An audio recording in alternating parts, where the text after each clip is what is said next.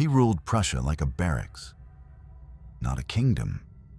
Even as infection rotted his flesh and gout turned his legs to stone, Frederick William I demanded his soldiers march in perfect formation before his bed.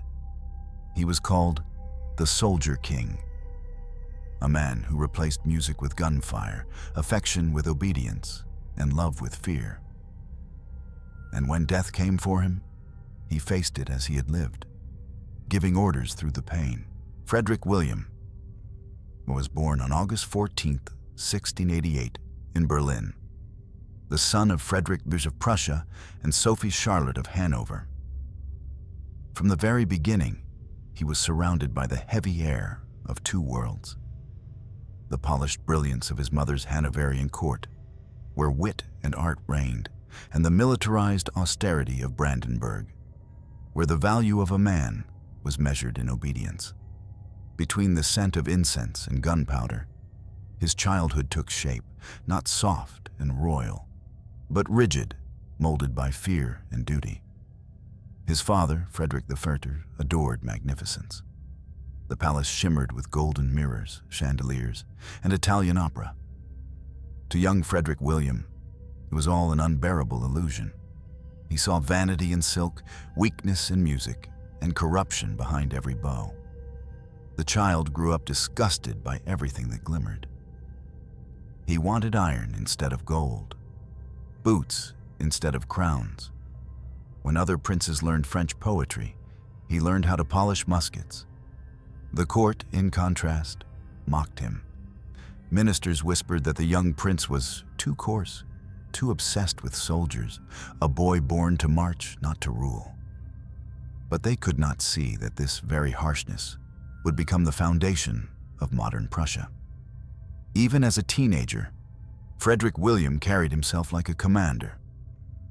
He was punctual, severe, and possessed of a frightening silence that made grown men straighten their backs when he entered the room. His mother, Sophie Charlotte, was one of the most educated women in Europe, the friend of Leibniz and protector of philosophy. She tried to soften her son with conversation and culture, but he rejected them as distractions. When she died suddenly in 1705, Frederick William was 17. Her death extinguished the last light of gentleness in him. He buried his grief under an armor of faith and discipline. From then on, he believed that emotion was an enemy of reason. He turned to the military as others turned to religion, not for conquest, but for salvation. He studied the tactics of Gustavus Adolphus, memorized drill commands, and began to dream of transforming Prussia into a single, breathing organism of obedience. Every muscle, every citizen, every coin would exist for one purpose: to serve. The young prince's philosophy was simple and terrifying. That perfection lay in control. He looked at the disorder of Europe after the 30 Years' War and saw sin in its chaos. If God had given him a crown, then it was not to enjoy life, but to enforce his law. This belief grew like iron vines around his mind. Where others prayed for mercy, Frederick William prayed for strength. When he ascended the throne in 1713 at the age of 25, the contrast between him and his father was almost biblical. Frederick I had been crowned with diamond-studded pomp. Frederick William I banned coronations altogether. "A true king," he declared, "needs no crown, only righteousness and a musket."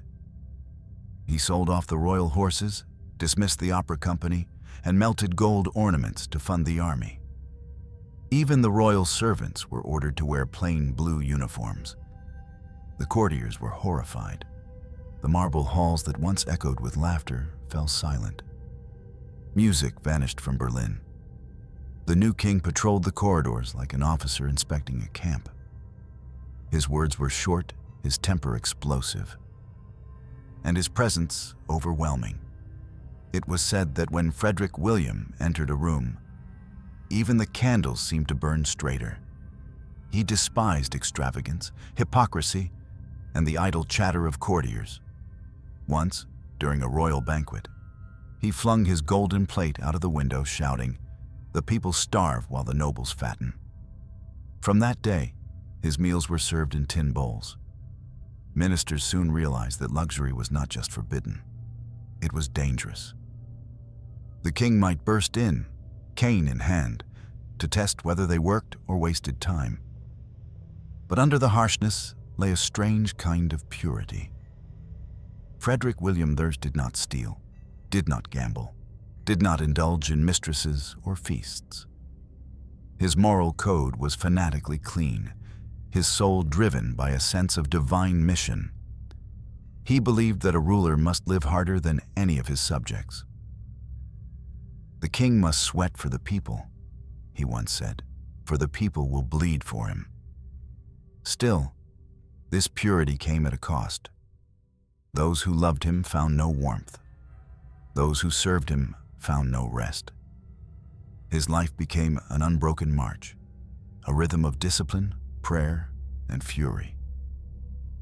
He measured every day in inspections and punishments, convinced that fear was the shortest path to virtue. The palace was no longer a home, but a barracks. His family, no longer companions, but recruits. This was the making of the soldier king, a monarch forged not by comfort, but by contradiction. He was born into art, but chose order, raised in luxury, but worshipped austerity, destined to lead, but enslaved by his own ideals. The boy who despised crowns would one day wear the heaviest one of all, the burden of a father, a tyrant, and a man who tried to turn faith into discipline, and discipline into love. His reign had not yet begun, but the shadow of iron was already falling across Prussia. When Frederick William I took the throne in 1713, Prussia was a modest state, wealthy in ambition, but poor in reality. Its treasury was nearly empty, its bureaucracy corrupt, and its army more ceremonial than effective. Within months, the new king dismantled it all with ruthless precision. What others saw as destruction, he called purification. "Gold is useless if it cannot buy obedience," he once said. And with that, he began turning an ornamental monarchy into a war machine. He dismissed half the palace staff, sold the royal jewels, and abolished dozens of court festivals. The grand carriages were auctioned, opera houses were shut down, imported wines were banned. Ministers who complained were replaced by soldiers who did not. "The state," he declared, "exists to serve the army." That single sentence would define his entire reign and reshape Europe for generations. Frederick William I lived, dressed, and spoke like a common soldier. Every day, he wore a blue uniform without medals, a battered hat, and heavy boots. His meals consisted of boiled vegetables, bread, and beer, eaten quickly, standing up. He kept no mistress, tolerated no gossip, and detested anyone who spoke French. When ambassadors arrived in full regalia, expecting music and ceremony, they were greeted instead by a furious king chewing tobacco and shouting orders across the courtyard. He transformed the capital of Berlin into something unrecognizable. The once glittering city became disciplined and cold. Court musicians found themselves unemployed, painters dismissed, scholars ignored. Instead, drill sergeants filled the squares, and the sound of marching feet replaced the sound of violins. Every citizen, noble or peasant, was now part of his system. Even schoolboys were taught to march in formation before they could write their names. Frederick William's genius lay not in expansion or conquest, but in organization. He built one of the most efficient bureaucracies in Europe. Taxes were collected with military precision, corruption punished with public humiliation, and every document had to be signed, dated, and verified in triplicate. His officials lived in fear, but also in admiration. because the system worked. By 1740, the once bankrupt kingdom had one of the strongest economies in the German world. But his greatest creation was the army. In less than 20 years, he expanded it from 40,000 men to over 80,000. An astonishing number for a nation of only 2.5 million people. Every village contributed recruits. Every noble's son was expected to serve. He created a registry so meticulous that he could name the height, weight, and birthplace of nearly every soldier under his command. To him, the army was not a tool of war, but the living embodiment of divine order. He often said, "Without soldiers, a nation is a body without bones." His soldiers were trained not just to fight, but to exist as extensions of his will. Desertion was punished by hanging, insubordination by the lash. Yet, for all his cruelty, the men revered him. He marched beside them, ate their food, and shared their hardships. When his cane struck the ground, they stood taller. To them, Frederick William was not merely a king. He was the army itself, breathing through their lungs. However, the same discipline that built his empire also devoured his peace. His temper was legendary. In council meetings, he shouted, cursed, and sometimes hurled his cane at ministers. He struck servants who moved too slowly and generals who disagreed too often. Even his own family lived in terror. The palace echoed not with music, but with the thud of boots and the crack of anger. Foreign diplomats were bewildered by this rough monarch who preferred barracks to banquets. The French called him le roi caporal, the corporal king. Voltaire, visiting Berlin years later, remarked that Frederick William had the soul of a drill sergeant trapped inside a crown. But beneath the brutality was a vision both grim and prophetic. He believed that strength, not splendor, would preserve nations, and history would prove him right. Every morning at dawn, he inspected the troops personally. No detail escaped him. A crooked button, an unshined boot, a soldier too thin or too fat. He could spot a missing button from 30 paces, and the unfortunate man responsible would feel the sting of his cane. He kept a leather-bound notebook where he wrote down errors and punishments. The book was called The Register of Imperfections, and it grew thicker each year. Yet there was a strange kind of love in his tyranny, a paternal rage that demanded excellence from everyone, as if perfection could save their souls. He paid his soldiers regularly, ensured widows received pensions, and personally supervised the education of officer cadets. The same man who beat a general for sloppiness could also stop to comfort a wounded private. His brutality and compassion were two sides of the same coin. Minted from the metal of faith, Frederick William Thorough called himself the servant of God and the father of soldiers. He prayed before every campaign, fasted before inspections, and believed that laziness was a sin against the divine. His entire reign became an act of devotion through discipline. And though Europe mocked him for his simplicity, his reforms quietly forged a new kind of monarchy, one where obedience replaced luxury and the musket replaced the scepter.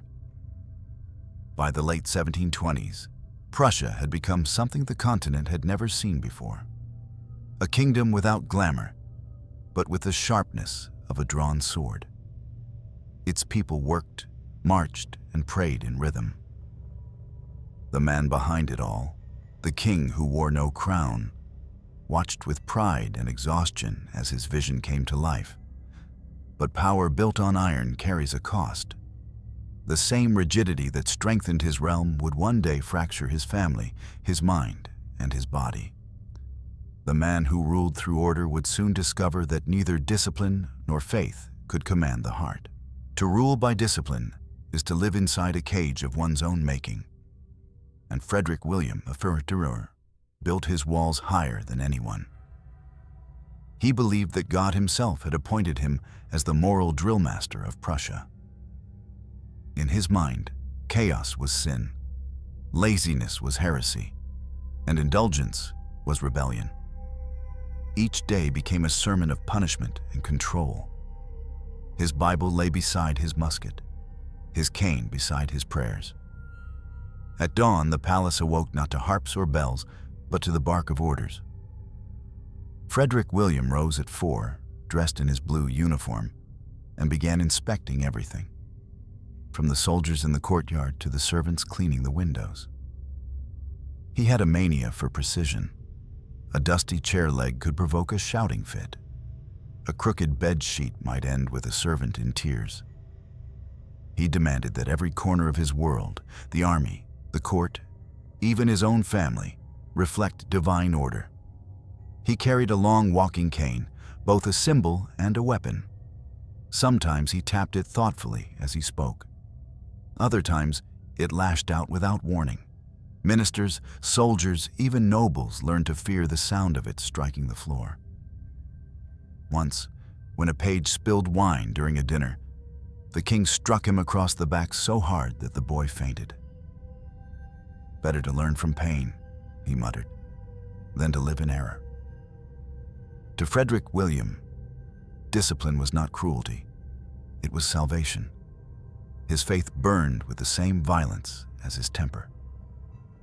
He saw the world through the eyes of an Old Testament prophet. Severe, uncompromising, haunted by sin, he despised idleness and luxury, and he believed that every man, high or low, should live in constant labor and humility before God. The smallest comfort made him uneasy. When courtiers brought him French perfume, he smashed the bottle on the table and shouted, "Does the Lord require sweetness to love his servant?" He attended church daily, yet his prayers were more like military briefings. He thanked God for victories, confessed the sins of others, and begged for strength to crush temptation. But he rarely asked for mercy, not for himself, not for anyone. Even religion, to him, was a campaign to be fought and won. His obsession with order grew so deep that it twisted into paranoia. He began suspecting everyone around him, advisors, servants, even his wife, of deceit or disloyalty. If a general failed to anticipate his thoughts, he accused him of treason. If a clerk misspelled a word, he was flogged for negligence against the state. Frederick William once said, "If God himself served under me, I would still inspect his work." The court, once a place of laughter and politics, became silent and tense. His wife, Queen Sophia Dorothea, lived in quiet fear, trying to shield their children from his rages. But Frederick William saw fear as a virtue. He believed that terror preserved purity, that trembling hands meant respect. His household became an extension of the drill yard. The children rose at dawn, stood at attention during meals, and prayed before every action. Any sign of hesitation invited wrath. Even his son, the young Crown Prince Frederick, could not escape it. The boy was sensitive, artistic, and curious about philosophy. All the qualities the king despised. When he caught Frederick reading French literature, he tore the book apart and screamed, "This poison will make you soft." He then banned music in the palace, except for the beating of drums. What began as discipline became domination. The king's temper erupted without warning. One day he could reward a soldier with gold for bravery. The next, he could strike him for saluting too slowly. His mood swung between religious ecstasy and violent despair. What modern historians suspect was a form of bipolar disorder, worsened by chronic gout and pain. The cane, once his instrument of order, became his outlet for rage. Yet, there was a grim logic behind his cruelty. He was trying to build a world that would never fail him, a machine that could not betray, weaken, or weep. Having seen the vanity of his father's reign, Frederick William was determined that his own would be immune to corruption. The result was a kingdom of obedience, but not of joy. Berlin became a city of uniforms, prayers, and silence. The people respected him, but few loved him. Foreigners who visited described him as both terrifying and magnetic. He would receive them in a room with bare walls, pacing like a caged wolf. His eyes were small and sharp, his jaw clenched tight. He would interrogate them about their armies, their taxes, their faith, then abruptly dismiss them with a grunt. "A man of iron without polish," one diplomat wrote, and yet there is something holy in his madness. This fusion of faith and fury made Frederick William I unique, a ruler who confused punishment with virtue, who believed the lash could cleanse the soul. His ministers called him the King of Beatings, but also admitted that he never punished for pleasure. Behind every blow was a desperate attempt to maintain order in a world he could not trust. By the late 1720s, even his own body had begun to rebel. The constant rage, sleepless nights, and endless work gnawed at his health. His face grew red and swollen, his legs thick from gout, his hands trembled with fatigue. But he refused to rest. He said, "A soldier dies standing." And so he stood, shouting, praying, and bleeding within, as if motion itself could keep him alive. In those years, Frederick William I became less a man and more a symbol, the embodiment of discipline pushed to its breaking point. He had turned Prussia into a masterpiece of order, but the cost was his peace, his family, and his mind. The kingdom was stronger than ever. The king was already falling apart. Power can subdue nations, but not the heart of a son. Inside the iron walls of the Potsdam Palace, Frederick William I fought the greatest battle of his life, not against enemies, but against his own blood. The young crown prince Frederick, delicate and refined, was everything the king feared, gentle, curious, and unwilling to live by the creed of pain. Where the father saw salvation through discipline, the son saw suffocation. Their relationship became a war. One fought not with armies, but with humiliation and silence. Frederick the son was a mirror turned upside down. He spoke French fluently, adored poetry, and played the flute for hours. To him, music was order expressed through sound. To his father, it was weakness disguised as art. When the notes drifted through the corridors, the king would storm in, shouting, "Stop that racket! The devil hides in melodies." Servants froze at the echo of his voice. In those moments, the palace became a battlefield, and every sound of beauty was a provocation. Frederick William I had dreamed of a soldier for an heir, a man who would march beside him, command with firmness, and continue the iron faith of Prussia. But the prince wanted freedom, not formation. He read Voltaire in secret, wrote letters to philosophers, and longed for the elegance of Paris. To the king, this was betrayal. "You are no son of mine," he screamed one night, "but the spawn of a French dancer." From that day, affection between them died. What remained was control, a father determined to crush rebellion within his own house. The punishments grew more severe. The prince was forced to attend endless military drills, to eat at the soldiers' table, to sleep on hard boards without blankets. When he hesitated during an inspection, his father struck him with his cane before the entire regiment. Ministers turned away. No one dared intervene. "He must learn pain," the king declared, "for kingship is pain." Frederick's sister Wilhelmina, who loved him dearly, described their home as a prison ruled by thunder. She wrote that their father's footsteps in the hallway felt like approaching storms, unpredictable, unstoppable. At dinner, conversation was forbidden unless the king spoke first. If anyone smiled, he accused them of mockery. He demanded silence, yet could not stand the weight of it. For the young prince, this daily terror became unbearable. He confided in his friend and fellow officer, Hans Hermann von Katte, a kind, thoughtful man who shared his love for music and philosophy. Together, they planned an escape to England, where Frederick's uncle, King George II, ruled. It was not merely flight. It was a plea for air, for space to exist without fear. But fate, like his father, was merciless. In August 1730, their plan was discovered. The king was in a rage so violent that courtiers feared he would collapse from fury.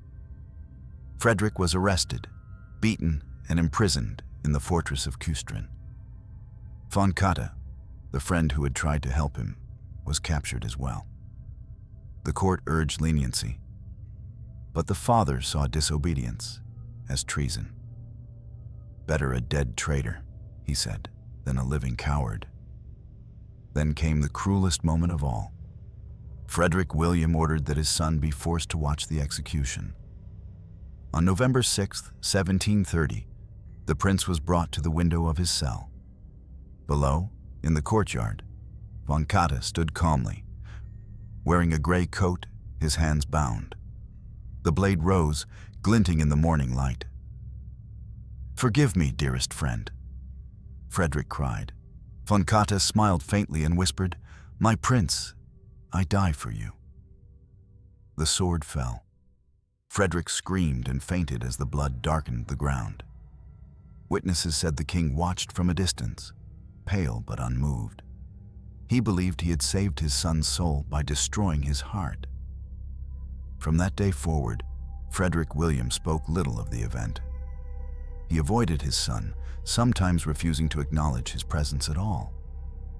The gulf between them became permanent, an invisible wound that shaped the destiny of Europe.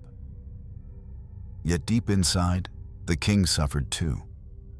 After the execution, his rages became quieter but darker. He prayed longer, drank more beer, and muttered scripture as if trying to convince himself that God approved of what he had done.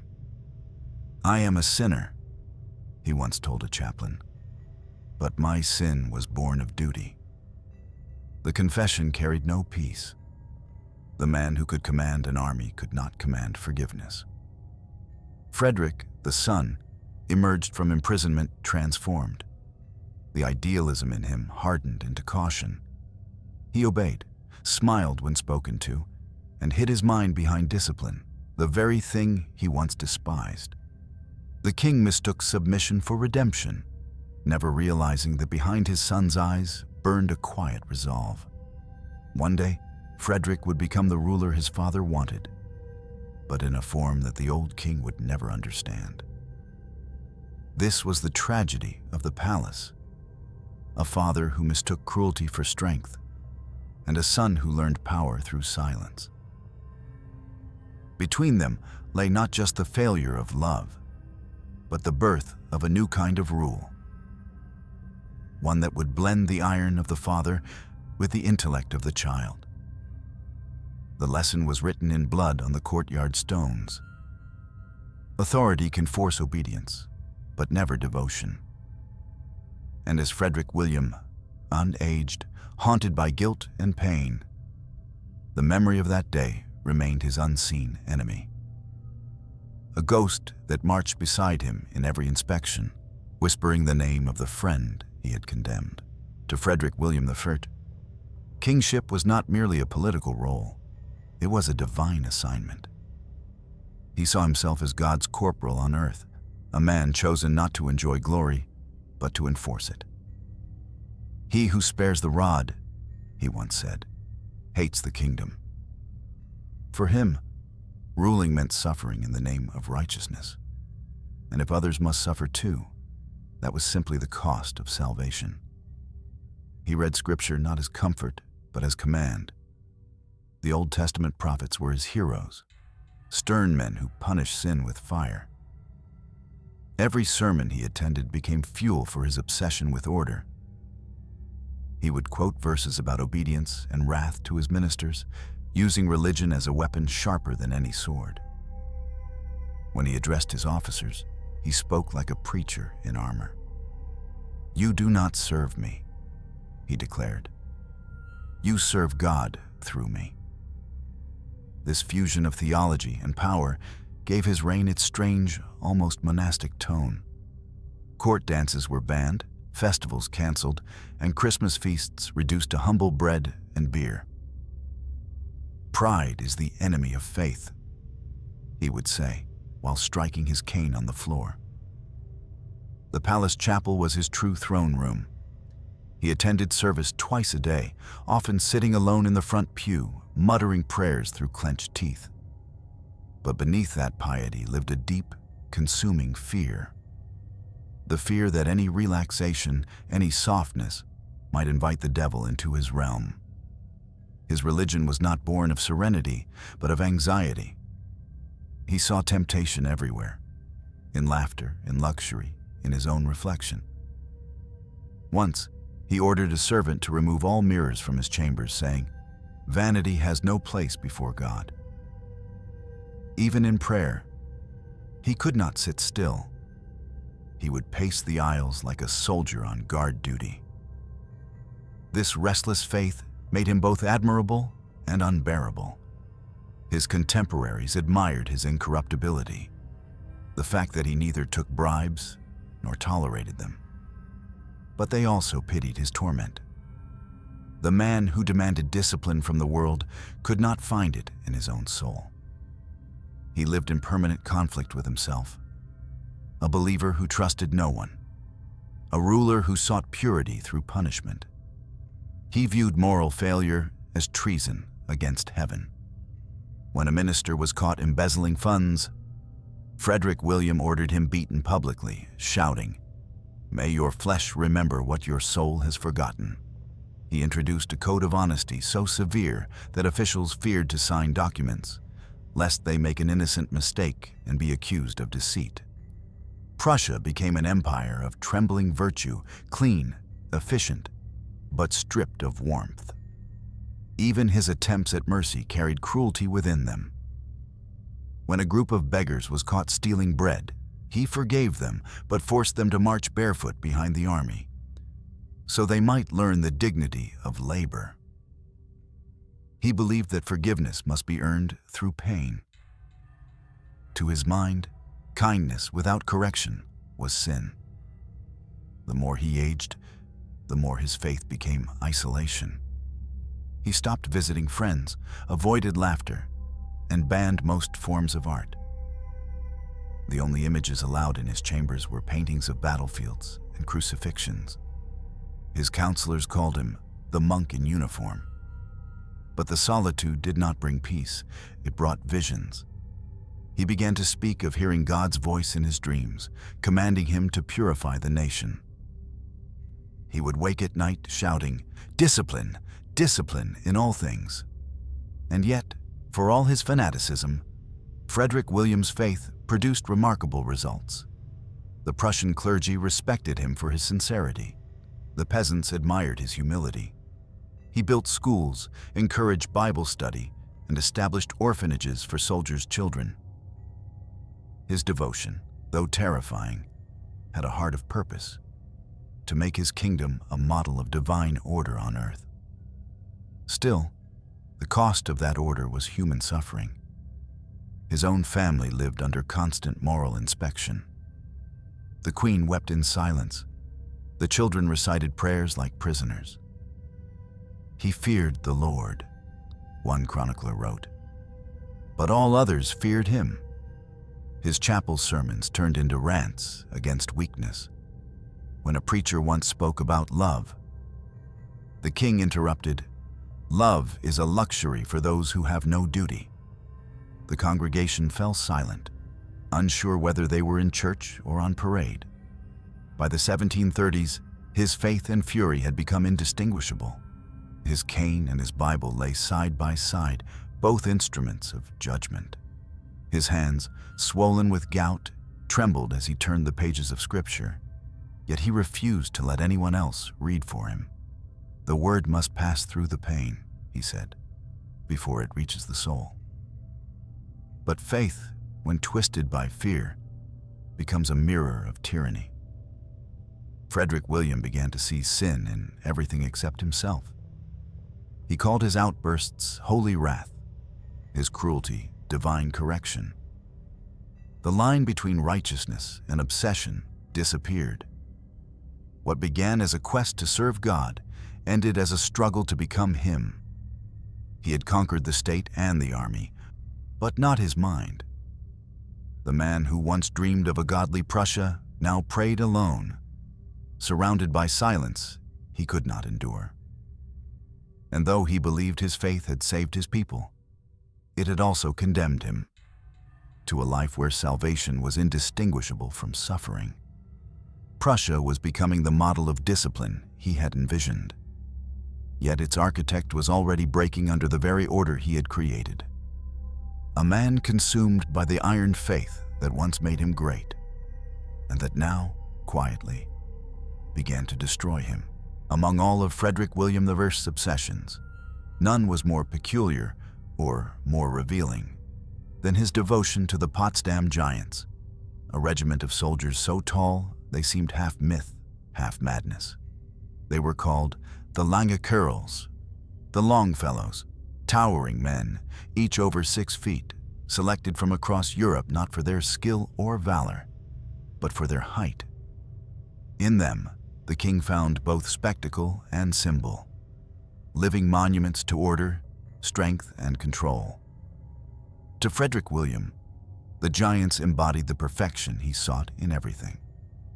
Their sheer size made them, in his eyes, closer to divine beings, human towers that reflected the glory of his rule. He treated their height as if it were holiness. He collected them with the zeal of an artist hoarding masterpieces. Ambassadors were instructed to bring him tall men as gifts.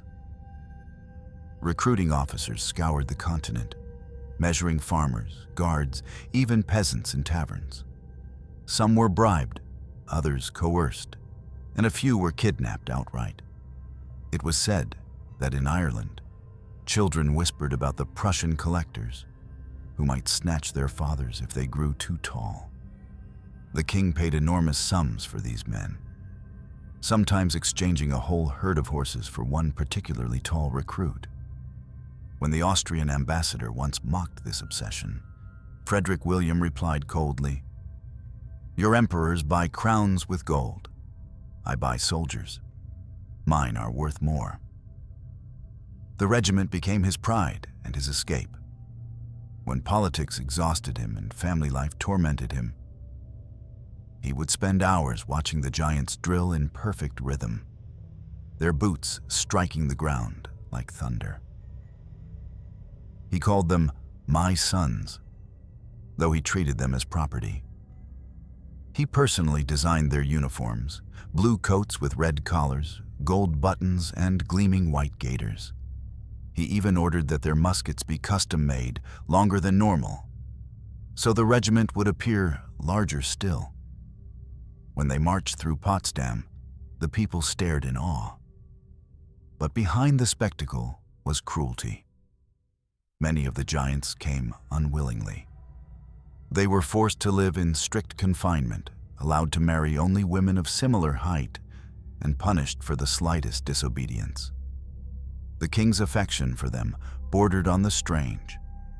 He kept portraits of his tallest soldiers in his study and hung their likenesses beside paintings of saints. He once said, "When I look upon them, I feel the presence of God." In his darker moods, he would summon them into his chamber just to watch them stand silently in line, their shadows stretching across the floor. It comforted him, the sight of perfect obedience, perfect symmetry, perfect control. His fascination, however, was not just military. It was psychological.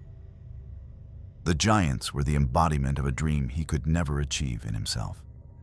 Power without weakness, height without vulnerability. As his body grew heavier, swollen with gout and disease, their towering frames became his surrogate immortality. They stood straight while he bent with pain. They marched while he hobbled. They were, in a sense, the physical manifestation of the kingdom he wanted to build. Strong, imposing, unfeeling. Foreign courts laughed behind his back. Voltaire called him the king who collects men as others collect china. But Frederick William did not care for mockery. He once shouted at a French envoy who questioned the regiment's purpose, "They are my joy. My giants will guard heaven's gate when I am gone." The statement was half prophecy, half plea. It revealed the loneliness that lay beneath his obsession. A man trying to build faith from flesh. The regiment cost the treasury a fortune, yet the king refused to disband it. He visited their barracks daily, inspected their meals, and spoke to them like a father addressing his children. He even developed a secret language of gestures for communication. A raised eyebrow meant, "Stand taller." A nod meant, "Well done." When a new recruit arrived, Frederick William himself measured the man's height with a golden staff, smiling when the number surpassed his expectations. There were moments of tenderness amid the absurdity. On holidays, he would host feasts for the regiment, sitting at the same table and raising mugs of beer in salute. But these rare bursts of warmth only deepened the tragedy. For outside the barracks, his own family remained alienated, his wife fearful, his son distant. He could laugh among the giants, but not at home. The regiment, in truth, replaced the affection he had destroyed elsewhere. By the late 1730s, his health was declining. Yet he continued to visit the parade ground, even when he could no longer walk unaided. Soldiers would carry him in a chair so that he could oversee drills. His eyes gleamed with the same intensity as in his youth. Watching the giants move in unison was his form of worship, the only beauty he could still bear. The rhythmic sound of boots striking earth became, for him, a kind of prayer. The Potsdam giants never fought a single battle. Their purpose was not war but display, to manifest the king's will in physical form. When Frederick William died, many of them were dismissed, their great heights reduced to curiosity in foreign courts. But while they lived, they were his obsession, his comfort, and his confession. For behind the regiment's grandeur hid the fragile heart of its creator. A man terrified of decay, who tried to build permanence from flesh and bone. A ruler who mistook control for meaning. The giants stood tall because their master could not. They were his monument and his mirror. By the late 1730s, Frederick William I's body had become a battlefield. The same discipline that had forged his kingdom now turned inward to destroy its creator. Decades of stress, sleeplessness, and relentless rage had worn through his flesh like rust on iron. The king who once stood as a model of endurance could barely stand at all. Each step felt like walking on glass. Each breath, a battle between pride and pain. It began with his legs. The gout, the old soldier's disease, had set in with vengeance. His joints swelled grotesquely, the skin red and hot to the touch. The pain crawled from his toes to his knees, then to his hands, twisting his fingers into knots. He could no longer hold a sword, only his cane.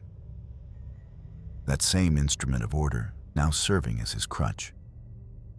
At first, he refused to acknowledge weakness. He dragged himself to inspections, leaning on guards, shouting through gritted teeth. "A king does not limp," he said.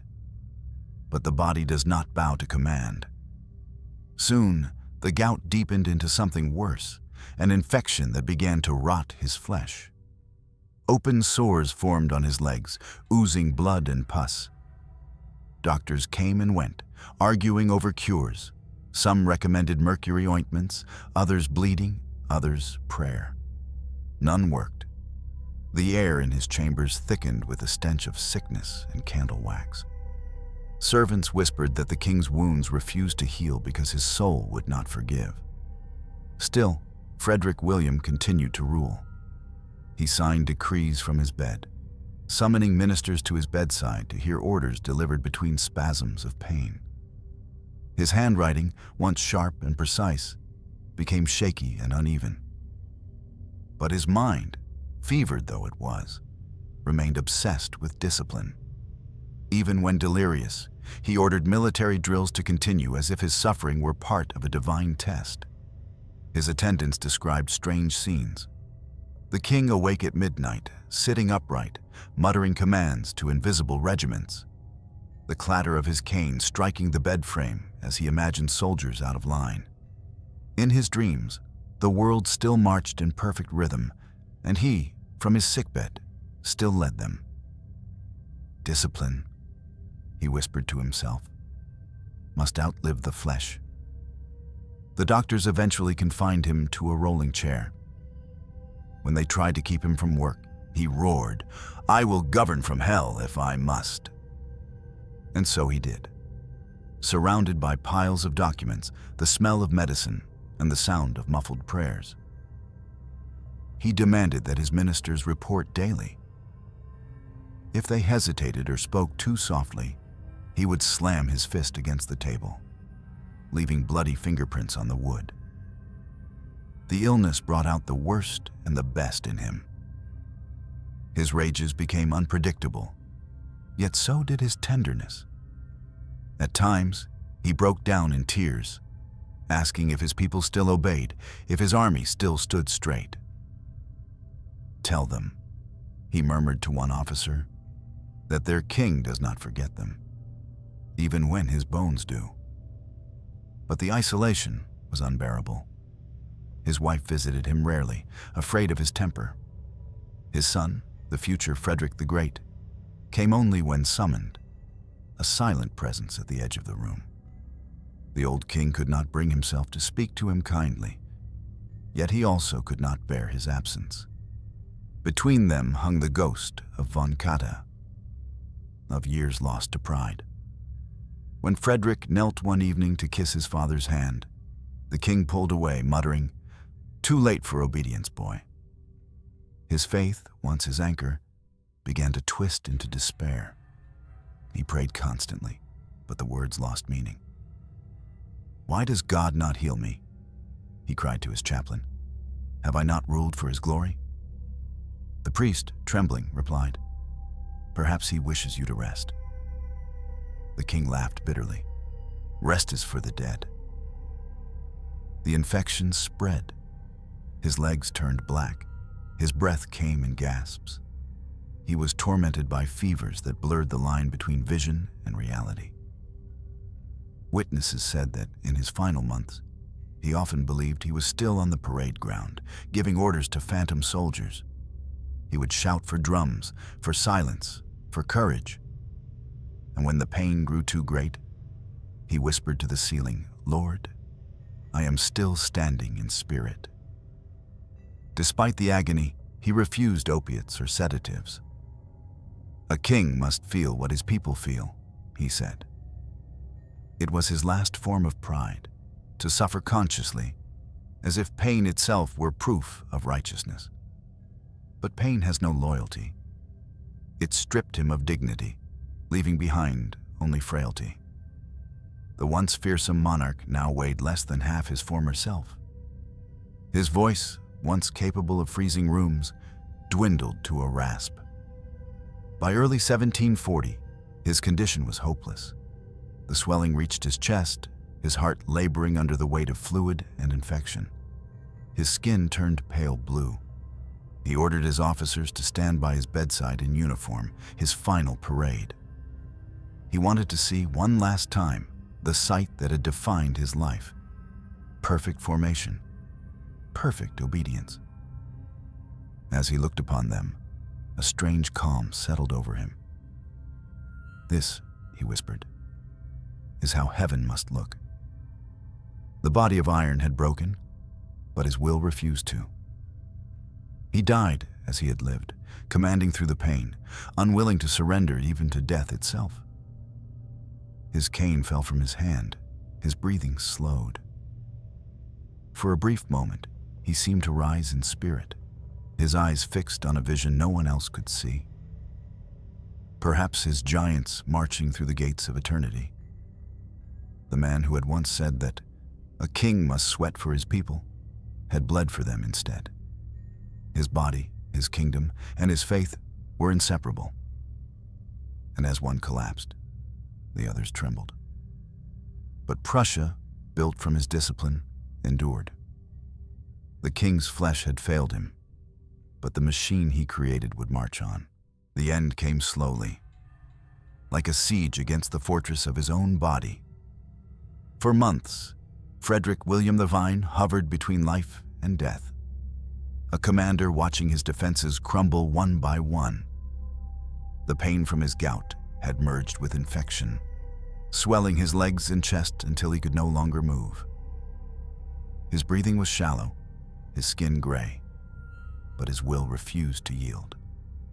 He would not let death find him unprepared.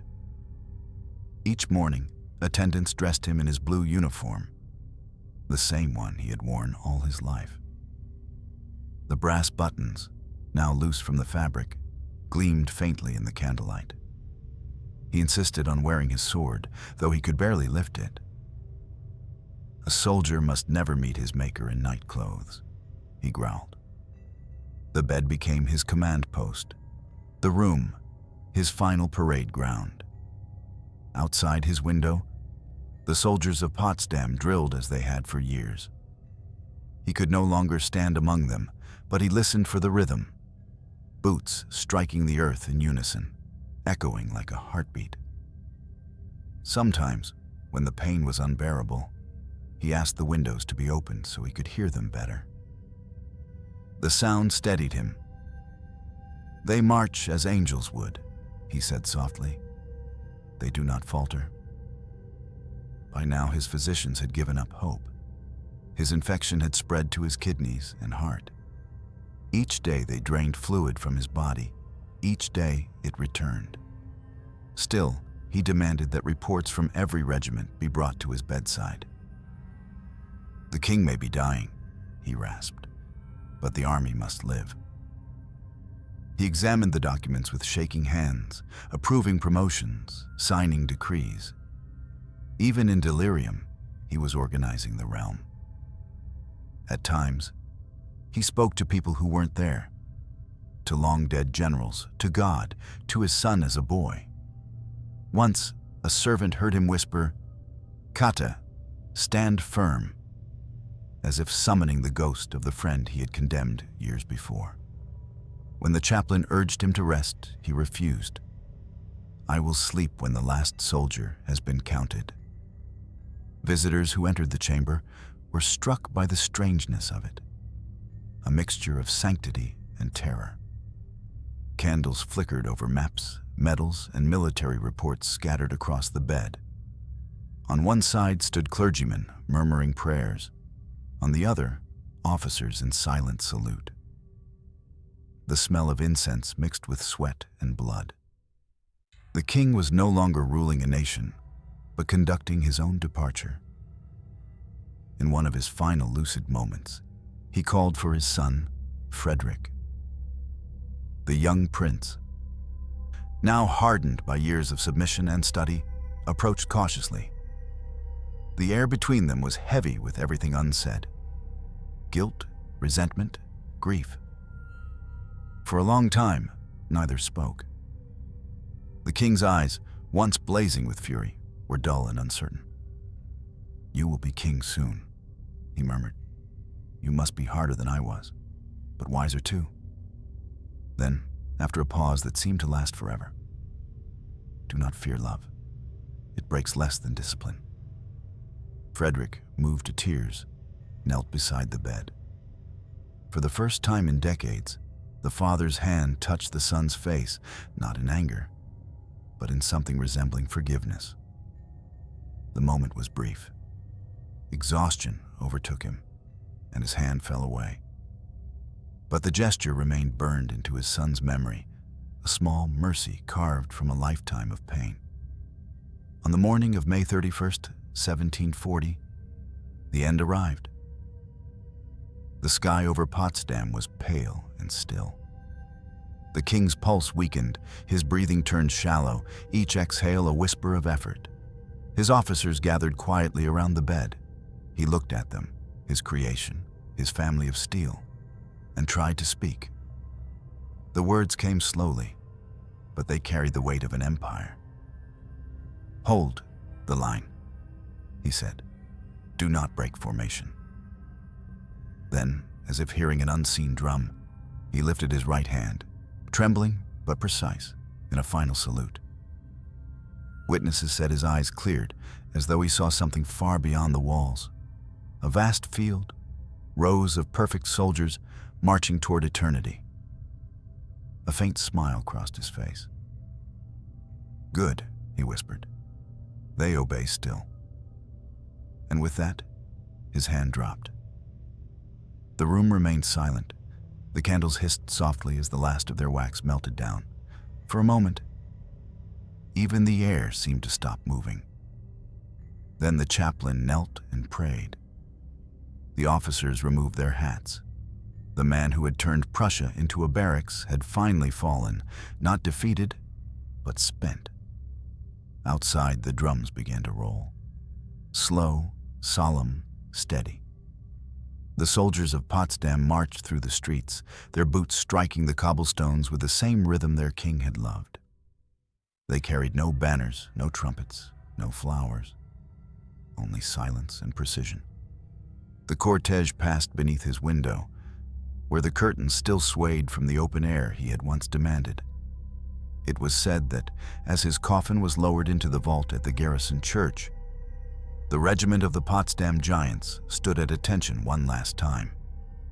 Their shadows stretched long across the courtyard, like pillars guarding his rest.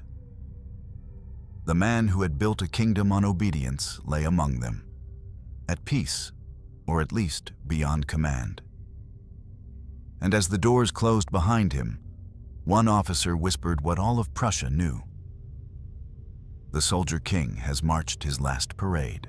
When the guns fell silent and the drums of mourning faded, Prussia awoke to the ghost of its maker. Frederick William I was gone, but his imprint remained, carved into every regiment, every law, every heartbeat of the nation. His body had turned to dust, yet his discipline continued to march through generations. What he left behind was not a golden empire, but an iron skeleton, rigid, efficient, indestructible. He had inherited a scattered duchy of sand and swamp. He left a disciplined state that Europe could no longer ignore. His reforms reached far beyond the army. He cleaned corruption from the bureaucracy, introduced strict accounting for every coin spent, and built a civil service that functioned with military precision. To him, paperwork was as sacred as prayer. Each document bore not just a signature, but a sense of moral duty. "The quill," he once said, "is mightier than the scepter if guided by fear of God." He abolished countless privileges of the nobility, demanding that all men, from barons to peasants, serve the state. He scorned idle aristocrats, forcing them into the army or administration. It was a quiet revolution, not of ideology, but of character. Through sheer will, he transformed a medieval monarchy into a modern machine. While other courts glittered with opera and vanity, Prussia became a realm of duty. Foreign ambassadors mocked his simplicity, calling him the boor on the throne. But the same diplomats would later bow before the power his system produced. The treasury overflowed, the army stood unmatched, and the common people, though weary of his harshness, began to respect his honesty. He was the rare ruler who stole nothing from them but rest. And yet, his greatest legacy was not in his laws or his soldiers, but in his son, the boy he had broken and rebuilt. Frederick the Great would later lead Prussia to glory, turning his father's disciplined army into an instrument of genius. But beneath every victory of Frederick II lay the shadow of Frederick William. The precision of his campaigns, the austerity of his rule, the silence of his pain, all were echoes of the father's iron hand. The man who had destroyed affection had accidentally forged greatness. Still, it was a greatness born of trauma.